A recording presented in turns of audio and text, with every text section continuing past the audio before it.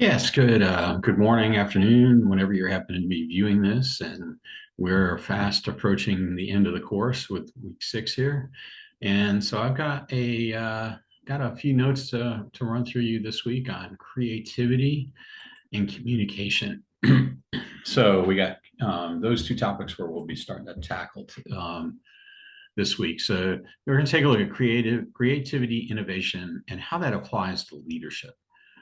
So when we take a look at creativity, creativity is one of those things that says, I kind of look at it in two ways. And I like the fact that we've kind of split out creativity and innovation. Okay. Creativity is that aspect as of looking at things in a different way and finding something that's not, it's unique and useful. So that creativity is looking for that solution that might not present itself automatically. Innovation is creating those new ideas and then turning them into something. Whether that's a new product, it's a new process, it's a whole new business line, it's a concept, any of those things, that's innovation. When you take a look at the car industry, you go all the way back. At first, it was a crank engine, and then they innovated down to the gas engine, and then now we've progressed through different sizes, different motors, different kinds of motors. We're now fuel efficient. We're actually looking at we have a lot more electric cars as a possibility of transport. All of these started out with some kind of innovation. They had some good ideas and figured out how to make those work. So the role of our creative leader is to bring those ideas into existence that weren't there before. And figuring out how to make those things work. So the creative process actually is a process. Okay. The first part of it is you actually got to stop and think about what your opportunity is. Okay. So what is that opportunity or problem recognition? Okay. For example, the companies when we were looking first into COVID. So what did they jump onto? They couldn't, they jumped on to making things for the medical profession, for instance, okay, where they might not have been doing that before. Clothing manufacturers switched to making masks. Okay, those were things in response to an opportunity that they saw in order to survive. Okay, so an opportunity or problem has got to be recognized. Okay, the step two is this aspect of immersion. Okay, so you're going to take a look at all that goes into that problem or opportunity. What goes into it? How's it going? How long is it? Okay. How's the process done? Dive into all those different details, and you're just listing them out. You're not doing anything along those lines at this point. You're just immersing yourself in what that opportunity is and what it would take to get you to bring that up to fruition. Okay. Then you get this aspect of incubation. Okay. And this is that process where you start to really think about implementing that. Okay. So you're looking at implementing whatever your idea is, and you're bringing all that stuff from the immersion phase over. Then you get down to insight. Okay. Then you're going to take a look at, okay, has somebody else done this before? Has somebody else thought about doing this before? And then the last part of it is going to be, does it work and can you apply? And then can you put it into application? So any creative process this is the creative process. It doesn't matter whether you're talking about art or about business.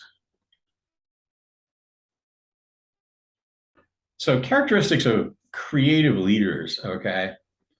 Obviously, you've got to have knowledge, okay? And then you've got to have intuition, okay? So knowledge is that aspect of understanding what you're doing, okay? Yeah, my career as a professional chef, I understand food. I understand how operations work. I understand all of those aspects of the actual planning process. Then I've got intuition, okay? Then the intuition is that aspect of thinking, of taking those things that you've got and thinking about that, this might be a better way to do it, or this might be a new thing. It might be a new process. And I think, this is something I can see on the horizon. It's a gut feeling, and it's tough to put yourself in there, but creative leaders have that intuition, that insight of where things are going to go. Okay, then you've got to have cognitive abilities. Okay, creative problem solving. Okay, they always about curiosity. Creative leaders always are curious. They think divergently. And so, in other words, you've got a number of possible solutions. Is the And the real creative businessmen always look for those opportunities that somebody else might overlook. Okay. And then you got to have the passion for what they call the task and flow. Okay. So the task and flow is the process of getting is to really to understand how that product is made, or what the task that's involved. In our case, it might have been food, and how you've got passion to make those particular dishes, and that's a highly intrinsic motivator. I always drove joy from work, because it was always great to see people enjoying themselves. That was part of what I like to do. Experience the flow of engrossing experience. So in other words, experiencing the flow is really amassing yourself into the task. So you're really into it. Like I said, when I cook, I definitely get into it. That's that type of experience. If you have a hobby or something like that, then you're experiencing that flow in the same way that you could be experiencing your work. And then personality. Okay. Creative people have a tendency to have a positive self-image. Okay. They're frequently nonconformists. Definitely don't need approval from a group. And creative problem solvers are thrill seekers, risk takers, because it goes hand in hand with being able to find those solutions. So that's not unusual for people to do that. So some characteristics of them is you've got these 4 areas we talked about. Knowledge is obviously a knowledge of a wide range of information. Down here, you've got the passion for the task or the flow. Over here, personality. They're a nonconformist. They're confident. They're thrill-seeking, energetic, and persistent. And then they're intelligently curious. And then they think out of the box. They think divergently. They look at multiple options. This is what the characteristics of a creative leader look like. Sometimes you got to overcome that traditional thinking. We've been doing, I can't tell you the number of times we've always done it this way. Okay. Well, you as the leader need to say, well, maybe we need to think about doing it a different way. We need to look at things on, there might be a better way to do it. And it's really tough to get people to come out of that. And it's what we call overcoming traditional thinking. Is like they said, thinking out of the box is the word. Okay, so what can we do differently? How can we make this different? How can we manage this piece of, whether that's workflow, whether it's a new product, any of those types of things? You as the leader have got to pull that out of them, especially the teams that you work with. And then you've got to have some simple rules that really govern the innovation aspect of it. In other words, if it's not going to bring you a lot of money, you really probably don't want to do it. When you're looking at for instance, in the food industry, you look at the difference between DoorDash and regular pizza delivery. And then, okay, is that pizza delivery going to bring you a lot more profit, or do you just sub that out? Those are the types of things that you kind of look at when you're making, if I pull back out of DoorDash, am I going to bring, an extra $3,000 in delivery revenue a week? you know. That's the type of thing that you really it's kind of the rules you put into there. What is going to make it worth your while?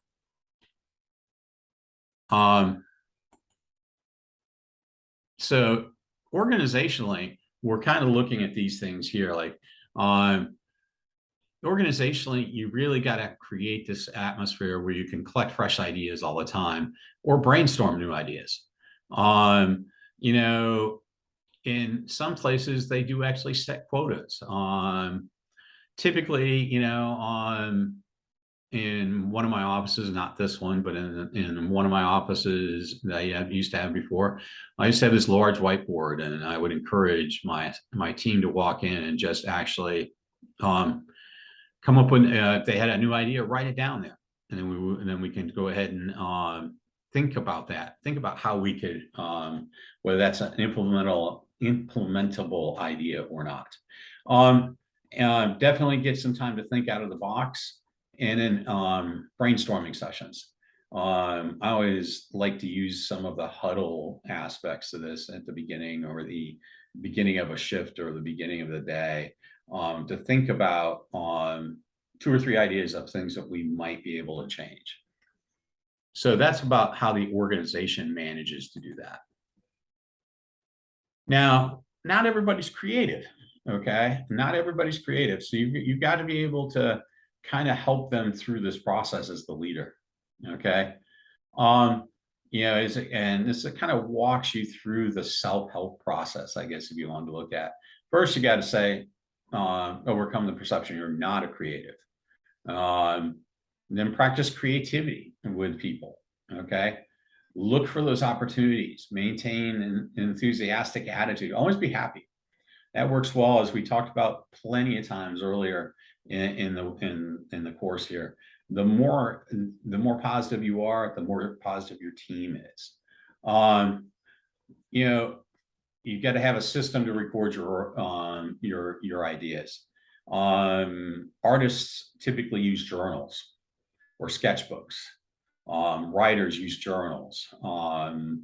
You know, typically I had my system was more sticky note type of, I would have sticky notes that either I would stick on the whiteboard when I had it, or I would transfer them into a little spiral notebook that is similar to this, okay, where I would write those ideas down so I don't forget them. Because what happens is you'll get an idea, and then a creative idea, and then it's going right out the door. So I always wrote it down as quickly as I could. Seeking advice from outside the field, play the roles of explorer, artist, judge, and lawyer. Okay. These are kind of some other types of things that you can do to think about your creativity. So you can become creative. You may not think you can, but you can. I was not the most creative thinker, but I could definitely come up with solutions fairly really quickly when I had to. And some of them were very off the cuff creative to get the job done. Fostering a culture of originality. It's and the Adam Grant with Wharton kind of looked at this and looked at this idea, and offered, through his research, offered some suggestions for generating ideas from workers. So important for workers to generate multiple ideas, because one or two might be the breakthroughs. Yeah. So in other words, I encouraged a lot of this through you have to, which is the brainstorming aspect. Just throw the ideas up there. It might not work. It might not come to fruition, but keep going. Something's going to work. Look at other innovators to judge the original merit of an idea. So, you know, that's kind of that process that I used to go through, where put it up on the whiteboard and we talk, and then we'd have a couple of through a couple of meetings of stakeholders, we'd go ahead and pull in those ideas and then go, okay, excuse me, which one would be better? Is this one a good idea? Do we want to go with this one? Do we want to hold off on that one? Do we want to merge a couple ideas together? And again, that helps with the idea, establishing merits of the idea. this one, number 3 is key, is solicit the ideas from individuals rather than group, because groups can always get the aspect of group think, which is kind of where the group functions as one and you don't get quite as much creativity out of it. Strike the balance between cohesion and dissent when those, because both of those are needed. So and again, that's avoiding the group think, which is everybody said that's that cohesion, that group cohesion. Oh yeah, that's a great idea. We love that. We're going to stick with that. You want to make sure that your organizations, and because you want dissent, you want somebody to think differently than you are. These are some leadership practices for enhancing creativity from the leader's perspective. Thinking about empowering, choosing the method, making sure they have the right resources, you're encouraging them, and basically make sure this down, it goes back to that relationship that we talked about earlier in the course with those people. This applies to creativity too. Get your creatives out there and manage those by thinking about them and in interacting with them and how they can get the job done, and then support them.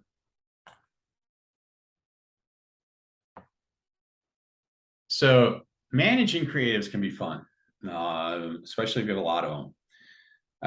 Having worked in an arts school and also having worked in the business with a number of creative chefs, and actually operate and worked with a lot of creatives, artists, and full artists, they are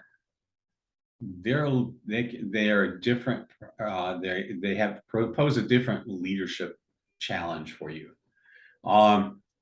Because what you want to do is you want to kind of let them loose and let them figure things out. So things like creative workers need usually have a high degree of self-motivation. Okay, they're always thinking about that. But you got to allow them to have the tools and resources to get their work to stand out. Just like an artist that's a painting or a writer. Okay, when that's figure out a way to get that work in somebody else's hands. That's where really they stand out, and that's where they feel great. Given creative people flexibility in a minimum amount of structure. Yeah, this is a tough one in most organizations, because what you've got to do is those that are creatives, you take a look at the guys that work at Tesla, or they work at Virgin Air or Virgin Aerospace. Okay, those guys are highly creative individuals. So what you got to do is give them what they need, but don't give them a lot of structure, because structure to them means rules, regulations, and approval, and those types of things that you really don't want to have to tie their hands to. Give gentle feedback when you turn down their ideas. Okay, sometimes it's just not workable. Sometimes, most of the time, when I've turned away creative ideas, it's usually because it requires too much of an investment. And employ creative people to manage and evaluate creative workers. So you got to have somebody who understands that creative process, and how to manage creative workers. It's very difficult to put an autocratic manager over a bunch of creative workers, because an autocratic manager wants structure. They want to make everything conform, and creative workers don't do so well under those circumstances.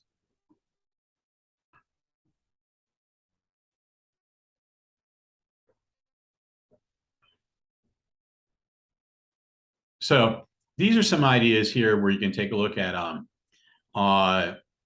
how you can act specifically about enhancing organizational. So here, using this loose, tight leadership relation, get them to think about them, and then actually try to put them, when you tighten it down, think about how they can put costs to that. Okay, the rest of this is pretty easy for you to take a look at, but realistically, it goes back to transformational leadership and how you build those individual relationships. this continues right through the innovation and creativity processes. Okay, now we're going to take a look at let's take a look here at communication. Communication is big in any company, and it's the leaders have got to be really effective at communicating, both in person and electronically. Obviously, in person, you get that aspect of being able to see that person's face and read and react to that, to what you're saying. Whereas electronically, you can't. Hiding behind the email is always really tough because you can't. Emails don't have they have a tendency not to be able to tell trust. Okay, well, actually, that you can trust, but I mean, you can't visualize what the intent of that email is, especially if you're not careful about how it sounds. I have sometimes that problem with electronically is I get a little too direct and not really, and whereas I really should be a little more gentle and try to inflect some tone into that. And that's really what it is they can't, they have a hard time inflecting tone into those. With that, it's almost leadership activities and effectiveness depend upon a network of communication. And you really have to be a good communicator with all those aspects of the team. You know, because it's all about the person. It's never about the leader. It's always about the people. So face-to-face conversation, communication can take the following form. Typically, it'll start with a conversation, which is an exchange of ideas, which might happen to be scripted or non-scripted. It might be some of the ideas just standing around, exchanging a cup of coffee, and then a couple ideas might come up in conversation that were really good. So you need to make sure that and sometimes, it's walking up to somebody and giving them some gentle feedback, or understanding or asking some questions with them. Those are all aspects of conversation.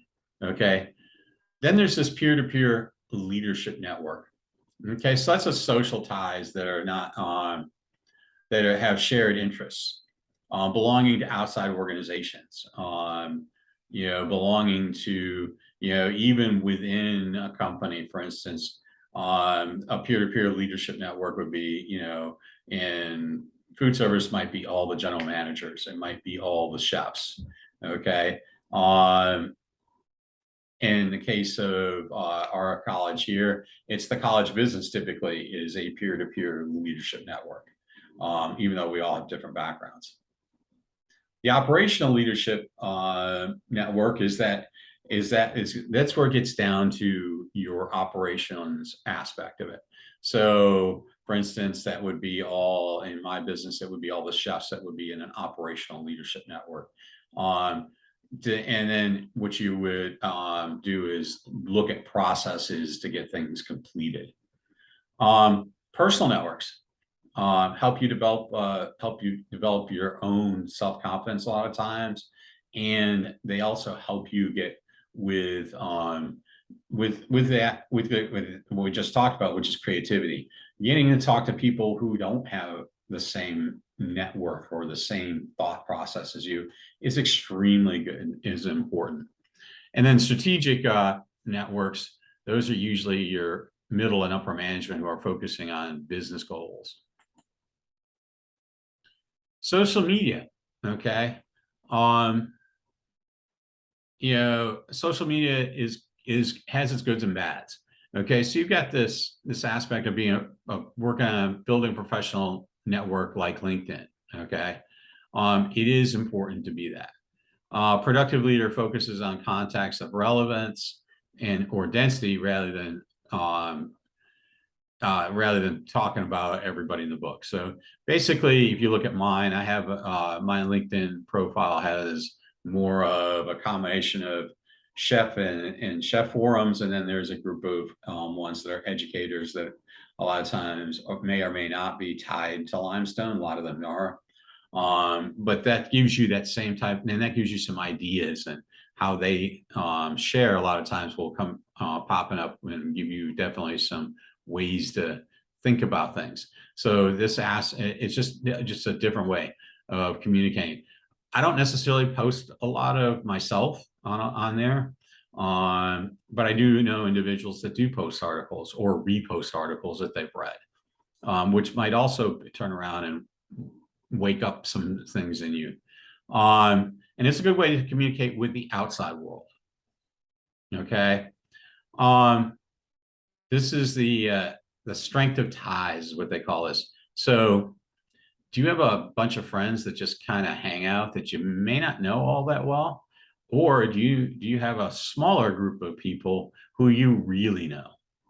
And that's kind of, like my social media, I have people are very, very close to me that I know.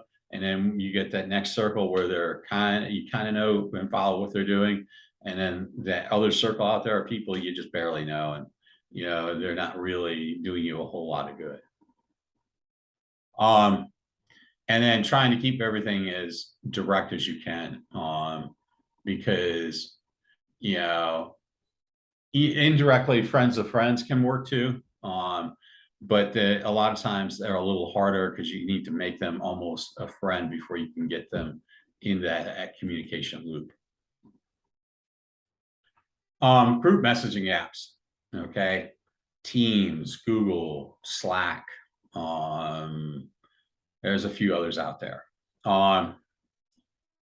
These are effective tools now in the virtual network, in the virtual world. They're good for asking, quick questions. They're good for if you need to send something out really quick and say, hey, by the end of the day, we need to really look at this. Or, hey, there's a reminder for tomorrow morning's breakfast meeting. Okay. And where you can send those out through those aspects, those particular group messaging apps, and then usually it's more instantaneous as your feedback. Leader can connect with a bunch of group members all at the same time.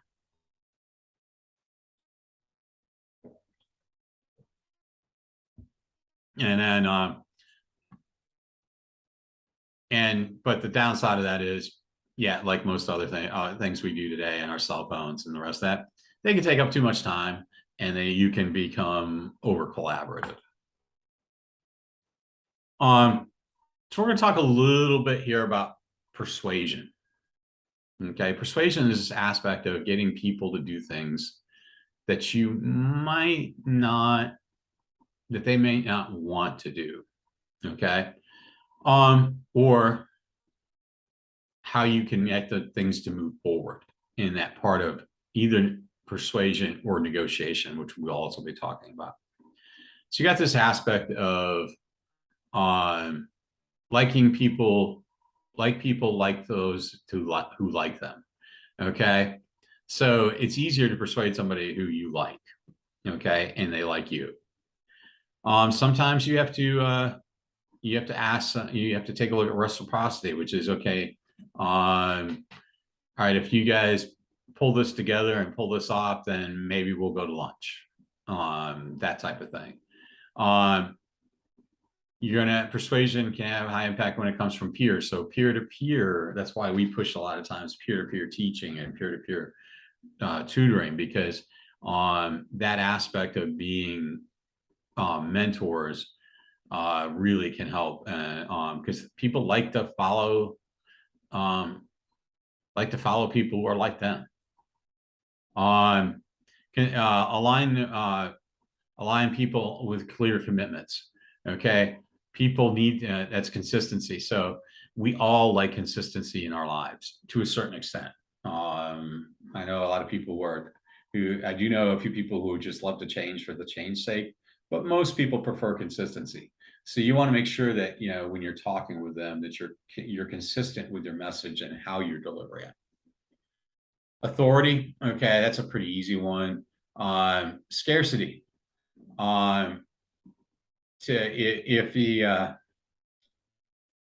Especially if the resource or the issue is rapidly shrinking, you can easily tell people, like people typically can tell when they start pushing production, and production, at this point doesn't quite, it's starting to slow down. They react to that very, very quickly. So you're going to have to take a look at managing this aspect of scarcity, which is very tough. Because then they get a preconceived idea something's going to happen, and it may not be that case. Persuasion, so you kind of warm people up to put them in the right frame of mind. And then you get alter casting, which is kind of like an alter ego that you portray out there, along with probably some humor to get those to get the job done. Yes, so now we're into nonverbal communication, and that definitely has impact, whether you know it or not, as a leader. Okay, so when you take a look at those things on the left-hand side of the page here, use stand up, stand, speak, smile, maintain, gesture in, and take up. Okay. So what you're looking at here is you use an erect position when walking, talking, or sitting. I used to have a family member who ran a business, and what he did is he said, when they got up from the interview and walked away from him, he would know whether he was going to hire them or not based on their posture and how they walked. That would tell him what kind of worker they were going to be. Stand up straight during a confrontation. Okay. You stand with your toes pointed outward rather than inward. So that helps you keep straight. Typically, you speak at a moderate pace with a confident tone. Okay. So a lot of times when I was speaking to people, I'm not running through them. I've had to actually ask people to slow down before. Smile. It relaxes people. It really, truly does. Maintain eye contact. These are all kind of things that you should know, but maybe you don't. Gesture in a relaxed, non-mechanical way. So it's a lot of times you'll see, you don't see here because the picture's cropped pretty tightly, but typically I gesture a lot with my hands, and those that have had me in class definitely know that. And take up a lot of space. So when you're doing that, you kind of give yourself that bubble that's a little bit more comfortable. So when you're typically, I try to keep that bubble really, about 3 feet in front of me, just because I want to be able to maneuver. It's tough to really get your message across and get rolling when you don't have that space. Yeah, I know, and a lot of times self-confidence is tough, but these things actually do help you with your self-confidence. Your clothing, your shoes are your nails are trimmed. You got your hair maintained. You've got good looking teeth. Those are all play into how you would be able to communicate. This is a tough one. Video conferencing etiquette. Okay. Video conferencing, Zoom, whether you're using Zoom or any of the other ones, Teams or any of those, it really does place demands on nonverbal communication. Because I can take a look and go, I'm looking over here, and I may be looking at something that I'm thinking about, but the impression is I'm not listening. Okay. So when you have those types of things to look at, so etiquette for a good non-verbal presence. Okay. Choose your attire. Yeah, the old drop the laptop and there goes the underwear type of situation is probably not choosing your attire very carefully. Um, Speak in very conversational tones. Um, and never forget the video camera's powerful reach. I like that one.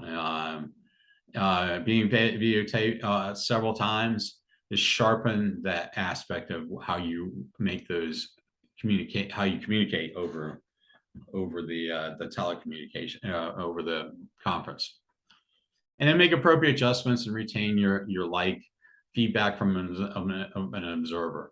So always take a look at have somebody take a look at you and say, hey, how do I look on this? Do I look like I'm knowing what I'm doing?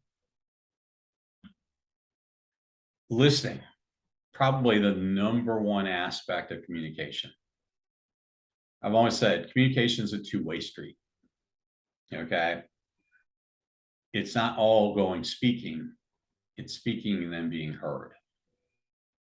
So a lot of usually what I would do is I would speak some things out, and I'd ask them to repeat that back to me. On you know, because then that gives you that aspect of making sure that they heard you. This one here, you've heard me talk about earlier, of making the rounds. I get a cup of coffee in the morning and make my rounds of a full kitchen of 50 people, talking, listening to what's going on, see what their problems are, talking about how good their work looks. All those types of things really allow yourself to become a good listener. And then you understand what's going on with your staff. Cross-cultural barriers. Okay. First, you got to know they exist. That's always the best one. But cross-cultural barriers, for the most part, the biggest part is this one down here where it says, look for signs of misunderstanding. Okay. So you got to look at them and really make sure that they understand what you're talking about.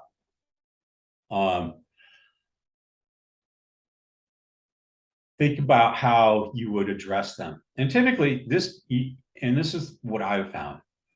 Cross-cultural communications fundamentally isn't different than non-cross-cultural communications. The only difference is you want to make sure that they have understood you. Okay.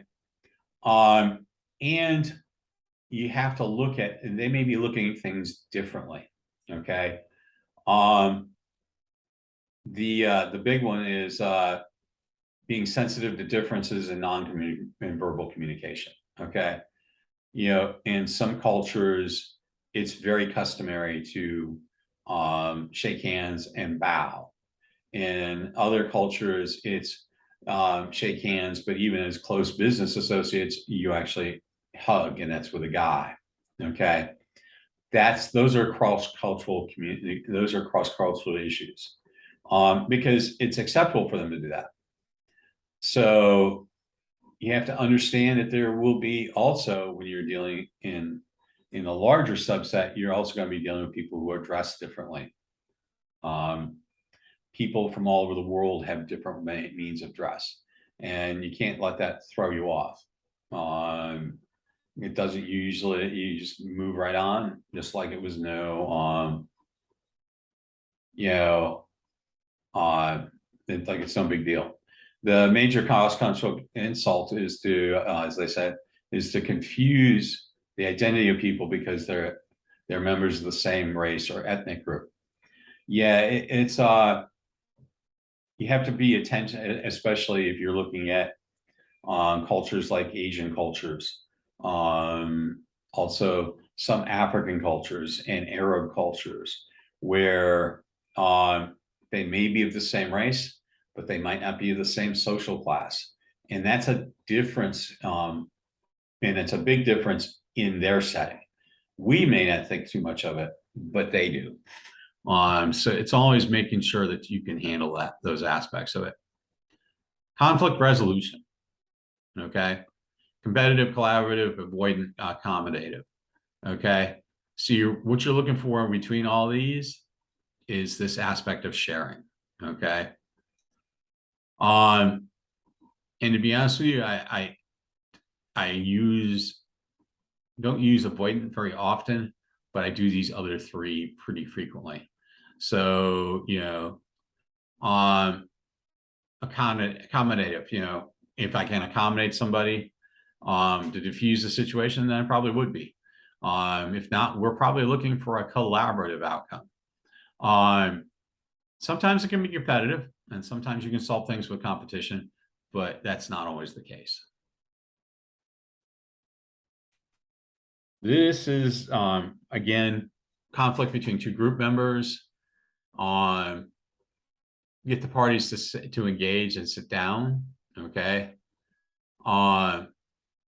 Confrontation, which everybody hates. But you really got to discuss the real problems at hand, and then figure out this is what it is you can confront the problem, but then you've got to problem solve the problem, not the person. Okay. So problem solving means what's that obstacle? What's going on there? How do you manage that? Okay. Sometimes what I'll do is I would sit down with them individually first and then together to get them to talk to each other and work through their issues. And you become the mediator on making sure that they could come to an agreement. Okay. And basically, if conflict continues to arise, then you need to stop. You need to step in, period. Negotiating and bargaining. Okay. I'll kind of this here. I'll kind of let you guys read through. Negotiation and bargaining really kind of works the same way as our previous slide there. When you're looking at group resolution, so yeah, you're negotiating. Unless you're in the process of negotiating contracts, this is leadership. Negotiating and bargaining usually goes with employees. All right, that wraps up our week 6 here. And we just have one more week coming up, and I hope everybody's getting ready for those papers and the final exam coming up not too long from now.